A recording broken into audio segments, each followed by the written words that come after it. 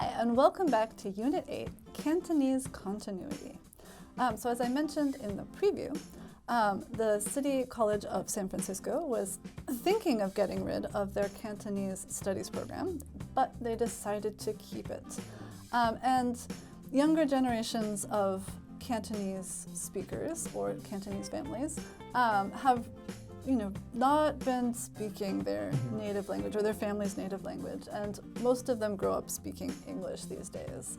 And when they decide to study Chinese, a Chinese language, these days more often Mandarin kind of wins out because there's more available, there's more people in the world to speak to, and of course China is really a rising power in the world, so speaking the mainland language is thought to be more important. And being able to speak to your grandma or grandpa has taken a backseat to all of those other concerns. Right. So fewer and fewer people were studying Cantonese. Take a back seat. Take a back seat. But recently, this Save Cantonese movement has kind of been influenced by the unfortunate backlash recently against Asian American communities. And many of these grandmas and grandpas have been facing, racism and attacks and other things. And if they can't speak English, which many of them don't speak at all or speak very, broken or limited English, and there's nobody to translate for them into Cantonese, then that becomes a really big problem, and they have nowhere to turn. Right. So people have really been realizing the importance of keeping up Cantonese and keeping Cantonese education, and that was really behind the people who petitioned the City College to keep their Cantonese program. Have nowhere to turn. Have nowhere to turn. So it was on the brink of extinction, and there currently are or were only two universities in the Bay Area, Stanford and the City College that taught Cantonese, and only 20 programs in the entire U.S. Wow. So it really is an endangered language in universities anyway. But it may be coming back thanks to the people realizing that it is still a very important language, and particularly in the U.S. Brink. Brink. Bay Area. Bay Area. So related to that and helping people who need help, do you think that the U.S. offers lots of social services in languages other than English?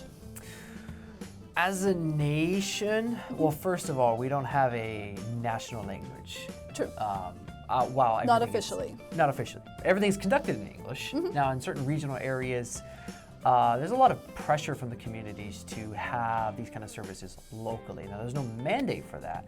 So like in San Francisco, they might have the resources or workers who might speak Cantonese, Mandarin.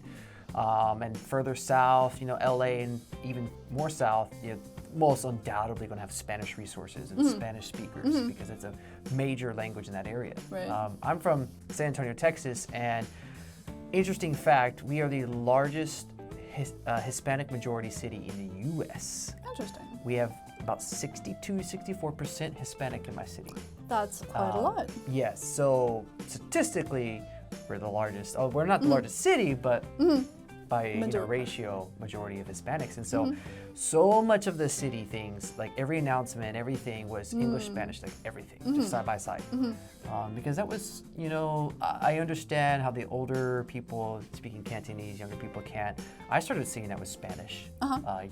Younger people in America, in my area, weren't speaking as much Spanish, so they couldn't communicate as well to their grandmother and grandfather who only spoke Spanish.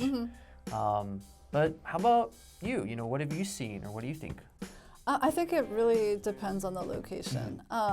I've seen maps of the U.S., and in all locations, Spanish is the second most commonly spoken language after English.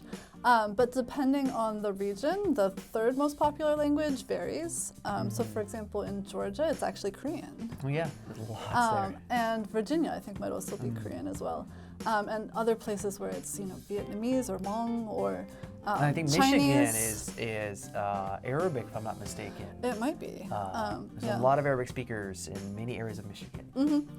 So I think in places where there are kind of large populations of specific languages, they probably have more services for people of the language group, but America is a very diverse country with a lot of immigrants.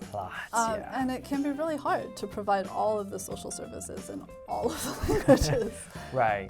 Particularly in areas that have a lot fewer immigrants or native speakers of languages other than English. Right. So in my town, I don't think I ever met someone who did not speak English fluently.